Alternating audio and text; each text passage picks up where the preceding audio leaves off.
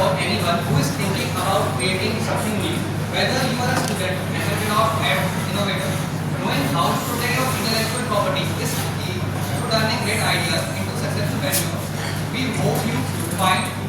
today's workshop insightful and beneficial for your future students. Now, Malik sir also take the right. Dr. Said sir, convener of IAC, please come on the dais.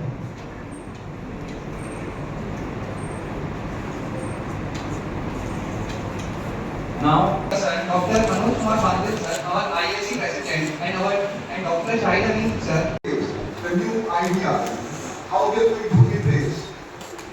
how we are going to cultivate. So according to in this series, we are going And share his valuable with us.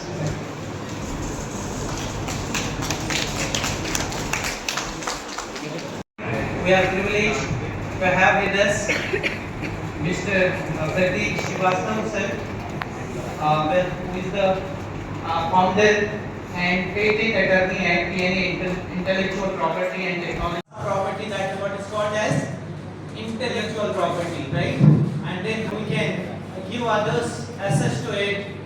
and then wrong. इसके नाम क्या होते हैं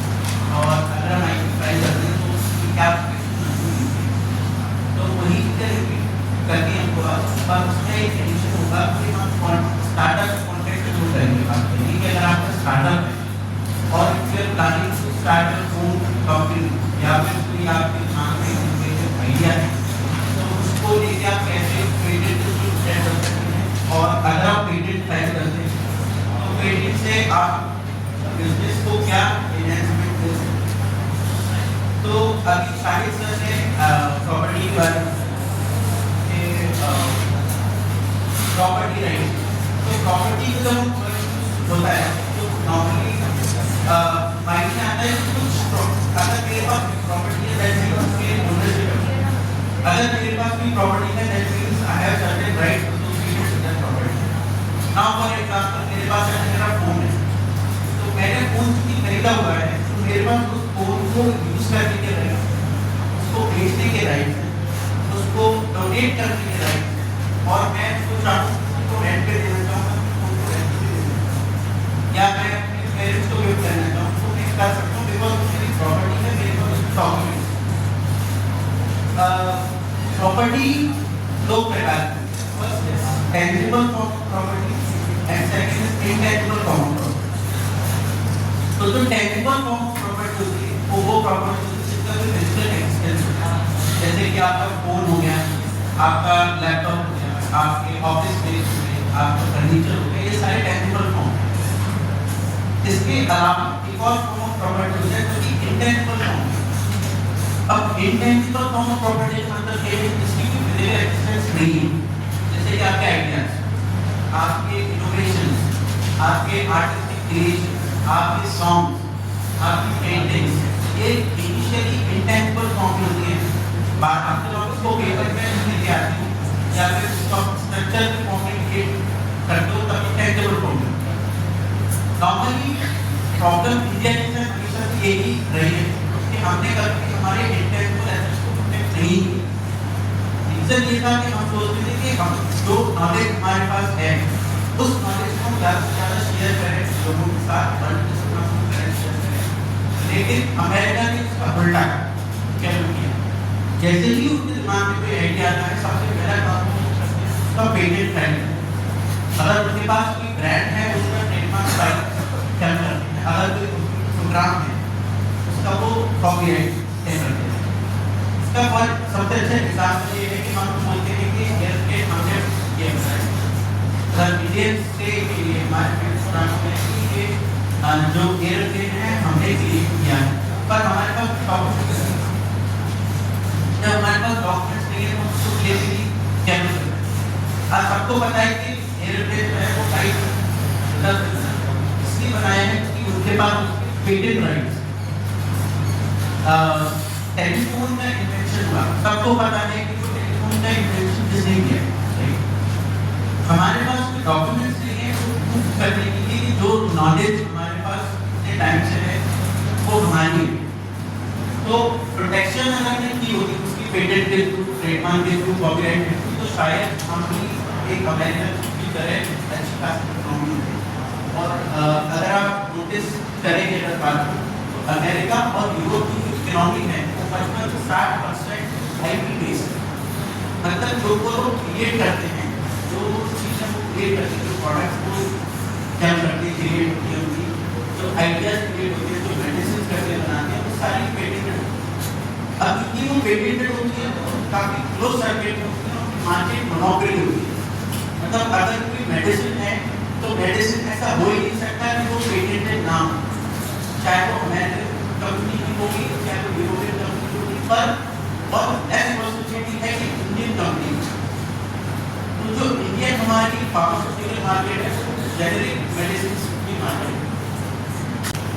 तो patentable criteria ये है कि आपकी जो इन्वेंशन है यानी जो प्रोडक्ट या प्रोसेस है वो यूनिक होनी चाहिए, इन्वेंटिव होनी चाहिए और इंडस्ट्रियली एप्लीकेबल होनी चाहिए। नहीं का मतलब ये है कि अगर मैं आज पेटेंट फाइल करता हूँ, जैसे कि फॉर एग्जांपल आज जीरो जो नाम है वो रिलायंस कंपनी करके बोल सकते हैं, ठीक है, हालांकि वो कंपनी अलग है, पर सबको पता है कि रिलायंस लाइफ है। आईटीयू के बारे में सबको पता है कि ये कंपनी किसने, वो इसलिए पता है बिकॉज वो किसी का ट्रेडमार्क है ना। तो अगर उन्होंने ट्रेडमार्क फाइल नहीं किया होता तो शायद कोई भी उस ब्रांड नेम को कॉपी कर सकता और उनके पास ब्रांड्स नहीं होते, है ना। जैसे कि स्टारबक्स है, स्टारबक्स को पता है कि ये जो ब्रांड है वो स्टारबक्स कंपनी और टाटा का जॉइंट वेंचर इंडिया में है जो कि कॉपी बेचता है। नाइकी शूज आते हैं, नाइकी टी शर्ट्स आते हैं, या सर्विस बनाई है जिसमें आप इस सेंटर के कम्युनिटी से यूज कर सकते हैं, या फिर कोई आप इनोवेशन कर रहे हो, इनोवेशन के माध्यम से प्रॉफिट सॉल्व तो ये स्टार्टअप को स्टार्टअप कंसिडर किया जाए। तो स्टार्टअप की जो एज है 10 इयर्स इंडिया में। अगर आपकी कंपनी 10 इयर्स से कंपनी है और आपके टर्नओवर 100 करोड़ से कम है और आप किसी इनोवेशन या मैनेजमेंट में काम कर रहे हो तो आपको स्टार्टअप सर्टिफिकेट इशू हो सकता है। लेकिन स्टार्टअप सर्टिफिकेट नहीं इशू होगा जिनके पास या तो कंपनी है या पार्टनरशिप हो, प्रोप्राइटरशिप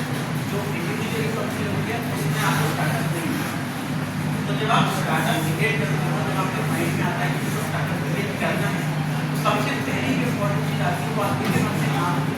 करूँ। मैंने अगर कोई कंपनी स्टार्ट की है, अगर मैं कंपनी के नाम से ट्रेडमार्क नहीं होगा तो कल को कोई और सेम नाम अप्लाई करके मुझे भी मेरा मार्केट ये हो गया नाम के बाद। अगर मेरे दिमाग में कुछ प्रोडक्ट है, कोई आइडिया है जो मुझे लगता है आइडिया यूज करके मैं प्रोडक्ट क्रिएट कर सकता हूँ तो मुझे उसका पेटेंट अप्लाई करना बहुत इंपॉर्टेंट है। अगर मैं नहीं अप्लाई कर रहा हूँ तो सेम प्रोडक्ट कोई और पेटेंट अप्लाई करके मेरे को ही रोक देगा कि मैं मार्केट में नहीं जा सकता। तो अगर आपके दिमाग में कोई आइडिया है तो आपको लगता है कि ये मार्केट पोटेंशियल है और इसको लेके हम अच्छा मार्केट क्रिएट कर सकते हैं तो पेटेंट एप्लीकेशन प्राइस बहुत आजकल इन्वेस्टमेंट में पेटेंट आपने शार्क टैंक के बारे में बताया